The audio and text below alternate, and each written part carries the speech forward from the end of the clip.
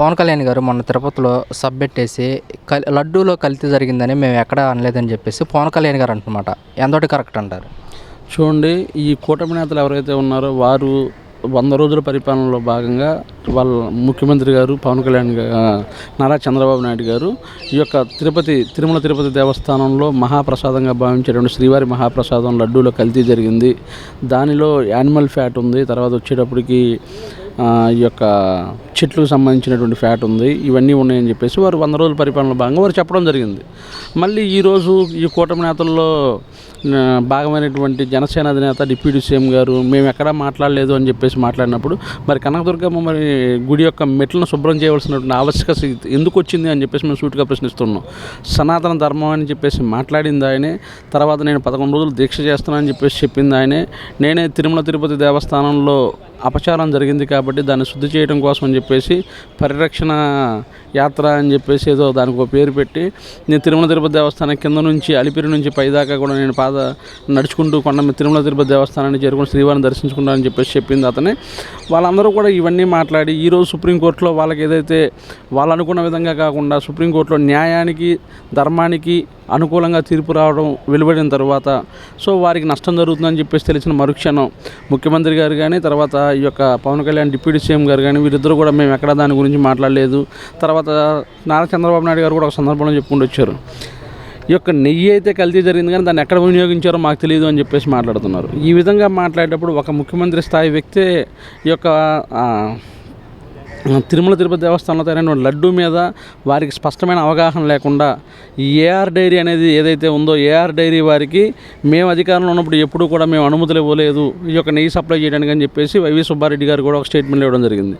AR డైరీకి అనుమతులు ఇచ్చింది తెలుగుదేశం గవర్నమెంట్, ఈ యొక్క కూటమి అధికారంలోకి వచ్చిన తర్వాత ఇచ్చారు. ఆ జరిగినటువంటి మంచి కానీ చెడు కానీ ఏదైనా కానీ వారి అధికారంలోకి వచ్చిన ఈ 100 రోజుల్లోనే జరిగింది కాబట్టి ప్రశ్నించవలసిన నైతిక బాధ్యత పవన్ కళ్యాణ్ గారి మీద ఉంది అని చెప్పేసి మేము చెప్తున్నాం. పవన్ కళ్యాణ్ గారు కూతురికి డిక్లరేషన్ ఇవ్వడం పైన మీ అభిప్రాయం ఏంటంటే మీరేం చెప్తారు? చూడండి, పవన్ కళ్యాణ్ గారికి కూతురికి డిక్లరేషన్ ఇవ్వడం అనేది అదొక పెద్ద బూతు. ఎందుకని మేము అలా మాట్లాడుతున్నామంటే పవన్ కళ్యాణ్ గారు హిందూ అయినప్పుడు ఆయనకి పుట్టినటువంటి కుమార్తెకి ఈయన డిక్లరేషన్ ఇవ్వడం ఏంటండి? ఆయనకి పాపము ఈ పవన్ కళ్యాణ్ గారికి అసలు ఎవరు న్యాయ సలహాలు ఇస్తున్నారు, ఎవరు అతన్ని తప్పుదోవలో ప్రయాణించేటట్టు చేస్తున్నారన్న విషయాన్ని ఆయన ఇంకొకసారి మననం చేసుకోవాలని చెప్పేసి అయితే మేము సూటిగా చెప్తున్నాం. ఎందుకంటే ఆయన ఒక హిందూ అయి ఉండి కొన్నిదల పవన్ కళ్యాణ్ అనేటువంటి వ్యక్తి ఆయనకు పుట్టినటువంటి కుమార్తె క్రిస్టియన్ ఎలా అవుతుంది అని చెప్పేసి మేము సూటిగా ప్రశ్నిస్తున్నాం. సుప్రీంకోర్టు పలు సందర్భాల్లో కూడా చాలా క్లియర్గా చెప్పింది, ఏమైనా తండ్రికి ఏదైతే కులం కానీ మతం కానీ ఉంటుందో ఆ కులమే మతమే పిల్లలకు కూడా వర్తిస్తుంది, అంతేగాని తల్లి యొక్క మతాన్ని కానీ తల్లి యొక్క కులాన్ని కానీ పిల్లలకి ఆపాదించవద్దు అని చెప్పి సుప్రీంకోర్టు పలు సందర్భాల్లో చాలా స్పష్టమైనటువంటి ఆదేశాలు ఇస్తూ దాని మీద చాలా స్పష్టమైనటువంటి జడ్జిమెంట్లో ఉన్న ఈ నేపథ్యంలో వారు పవన్ కళ్యాణ్ గారు చేసినటువంటి తప్పు వాళ్ళ యొక్క కూతురికి చారిత్రాత్మకమైన తప్పిదంగా అయితే అయ్యే అవకాశం మాత్రం సుస్పష్టంగా కనబడుతూ ఉంది. ఎందుకంటే ఈరోజు డిక్లరేషన్ ఇచ్చిన తర్వాత పాపం ఆ పాప ఇంకా ఎప్పుడు తిరుమల తిరుపతి దేవస్థానంలో వెంకటేశ్వర స్వామిని దర్శించుకోవాల్సిన ఆవశ్యకత వచ్చిన ప్రతిసారి కూడా తన డిక్లరేషన్ ఇచ్చే ఆ యొక్క స్వామివారిని దర్శించుకోవాల్సినటువంటి పరిస్థితికి ఈరోజు చంద్రబాబు గారు అవగాహన రాహిత్యంతో వారు చేసినటువంటి తప్పిదం మూలానే పాపం ఆ పాప ఈ యొక్క డిక్లరేషన్ మీద వాళ్ళ తండ్రి గారు గార్డియన్గా సంతకం పెట్టడం వలన తన చాలా జీవితాంతం కూడా సఫర్ అవ్వాల్సినటువంటి పరిస్థితి ఏర్పడింది. ఆ విధంగా చేసినటువంటి పవన్ కళ్యాణ్ గారు మరొకసారి పునఃసమీక్షించుకొని వారి యొక్క న్యాయ సలహాదారులతో కానీ లేకపోతే వాళ్ళ యొక్క జనసేన లీగల్ టీంతో కానీ వారు ఒకసారి మాట్లాడుకొని వారు చేసినటువంటి తప్పేదో వారు తెలుసుకొని దాని మీద క్షమాపణ చెప్పాలి.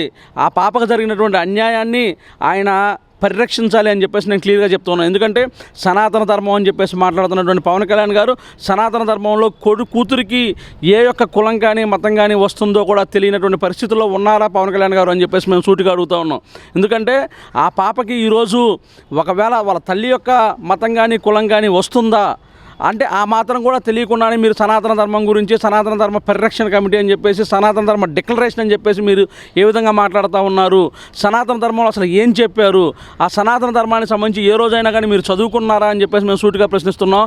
మీరు చేసినటువంటి తప్పు చరిత్రలో దిద్దుకోలేని తప్పు అయితే మీరు చేశారు. తిరుమల తిరుపతి దేవస్థానంలో స్వయాన శ్రీనివాసుని యొక్క పరమ పవిత్రమైనటువంటి తిరుమలలో కూర్చొని మీరు ఆ యొక్క డిక్లరేషన్ మీద సంతకం పెట్టడమే మీరు చేసినటువంటి తప్పు అని చెప్పేసి మేము చెప్తూ ఉన్నాం.